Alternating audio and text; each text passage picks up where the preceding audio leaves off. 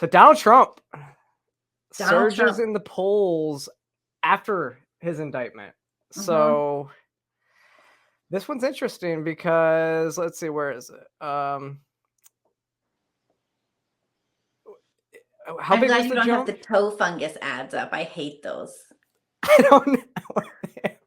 They really gross me out. Yeah, I know. I let's see.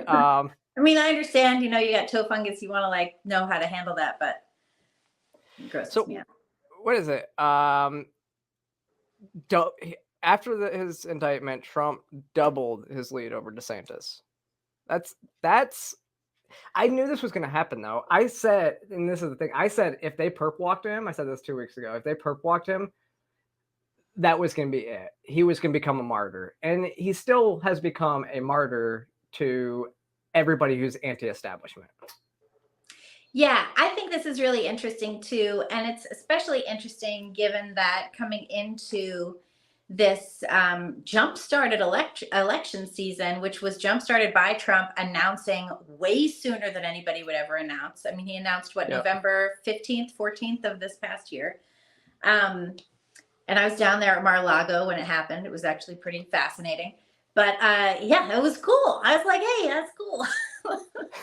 But anyway, do you know I keep getting comments? People don't like that I giggle on the whatever.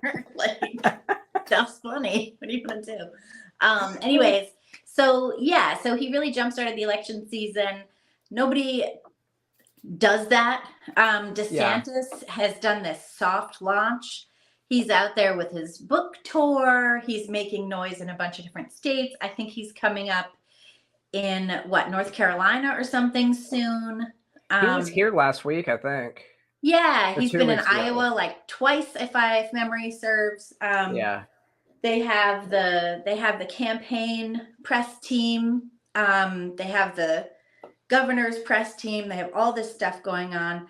I feel like he should have announced if he was going to announce. Instead, with this little soft non-announcement, he leaves plenty of room for everyone to go after him, for everyone to speculate, but he doesn't leave a lot of room for himself to like really step up and go hard otherwise. And also with Trump, what you have is the whole MAGA base. They love him, right? So if he threw his weight behind another candidate fully and honestly, I think that other candidate would get the MAGA America First base's support. But instead, we're just watching the witch hunt against Donald Trump, the mounting investigations and cases that are coming harder and harder. I think he's showing up this week to face some garbage from Letitia James, who's the Attorney General of New York State. He's got this stupid Alvin Bragg stuff. His next time in court is December 4th, which is right before the New Hampshire primaries. Yeah. It's like the more they come for Trump, the more the base is going to love him. Yeah. No, you're absolutely right. And that's my whole thing is I don't know if Trump is I don't know if he's the right candidate that's going to entice everybody to vote for him to win. I think it's going to be a reliance that Biden's just doing such a bad job, and it's going to be one of these against the Democrat votes that would get him elected. But I mean, look what we saw in Georgia. Look what we saw all over the country. Trump candidates didn't actually do that well. So I don't know. It'll be interesting. I think that he has a lot of support. What's that? A bunch of his candidates won. Well, you're right. A bunch of them did, but a bunch of them Oz didn't win, but he sucked so hard. Yeah. Well, and that was the same as Herschel Walker in Georgia. He was a bad candidate, and that was part of the problem. Is Republicans have not had good candidates, which it was really interesting because our lieutenant governor was endorsed by Trump, and he got elected handily. Yeah. So so did Brian Kemp, who Trump hated, right? Yeah. Yeah. Georgia doesn't. That's one thing about Georgia. He smacked Stacey Abrams yet again. This time it was bad. He did so. I like Brian Kemp because of what he did for COVID, and that was the whole reason why Trump didn't like him, though. And that was it was a lot of that stuff. But he did great thing. And then he just passed my bill the other day, and he actually was pushing for it on the floor of the Capitol a couple weeks ago. What was your bill? It was the one I sent you, the last one I freelanced for you. It passed. We banned. Right. Yeah, we banned all the surgeries and hormones for minors. For minors. That's right. Yeah. I remember that. Yeah. Yeah, I think that makes a lot of sense, because like minors can't do anything else. Right. It all kind of started when progressives started advocating for 12-year-olds to be able to have abortions without parental consent. And I remember at the time being like, that's not like assuming that everyone's parents are abusive is not the right thing. That's never the right thing. That's what's happening with schools. That's why I'm so against schools keeping secrets from parents. It's one of the most awful things that you can do, and we see it time and time again, where bad things happen when they do. And actually, there was a report out of England that talked about therapists were actually telling parents to not socially transition their child. And then the schools were doing it anyways, against their wishes. Yeah, because they don't think that parents have any rights for their kids. Or even their therapist has a right to tell them what to do. Like they think that they are the experts on this, and they are far from it. Yeah, all because they went to like teachers college or whatever. Yeah, like that's not. They learned how they're not trained. That's the thing, is they're not even trained therapists, and that's why you have to tell parents this stuff, is so that they can get them to a trained therapist. Which that's the whole case that sparked the parental choice bill in Florida, because the school hid the child's transition and the child attempted suicide twice. Yeah, and the wild thing about that story was that the teachers assumed that the parents were abusive because they were Catholic. Yes, that's not right. That was crazy. Yeah, Catholics are generally pretty open. Catholics are and pretty the dad was like, "You open. Totally misunderstand our faith. We love our children unconditionally." Yeah, I mean, I'm Catholic. Okay, yeah, I go to Catholic church. Like everybody's pretty good at Catholic church. Like everybody's cool. So like you're right. They completely misjudge Catholics. I would say Catholics are pretty progressive in a lot of ways. And did you see now? It turns out, so Jim Jordan and the Weaponization of Government Committee uncovered more of the FBI going after Catholics. In fact, sending FBI agents into churches to try and like uncover the extremists who go to Latin Mass or what have you. This is why we just need to end the Fed completely. End it all. All right, libertarian. All right. The one good thing about all this Trump stuff is that it gets conservatives on board with ending it all. Right? Burn it all down. Yeah.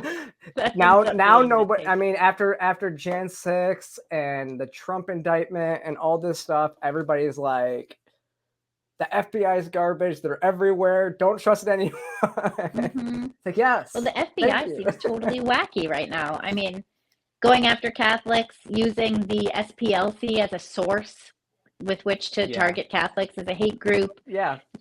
Citing the term based as an indicator of domestic extremism. Yeah. Well, I think we covered that today. That's nuts. But then you also have all these Soros-backed DAs across the country that are doing all this stuff. Like we saw twice this week. We had the Bragg stuff, who doesn't even want to prosecute self-defense charges anyways in New York until he's forced to. He puts people in Rikers for days before dropping charges when it's clear self-defense. That was crazy. Yeah. Oh, yeah.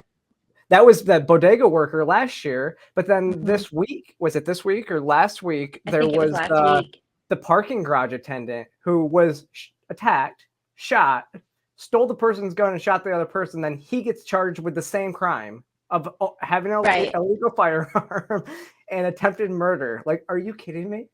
Yeah, it's legal to defend yourself. That's part of the entire. That's like the point. But yeah, Alvin Bragg doesn't care if the city goes straight to hell. He just wants to be revered by all the progressives in New York for having perp walked Trump and brought him to trial. It was interesting too how the judge said no video cameras in the courtroom, but then they made sure that they got their Trump in court photo of him sitting on those wooden benches downtown. Yeah. Oh yeah. But he got the applause of a lifetime here at this UFC event over the weekend. That was amazing. That was wild.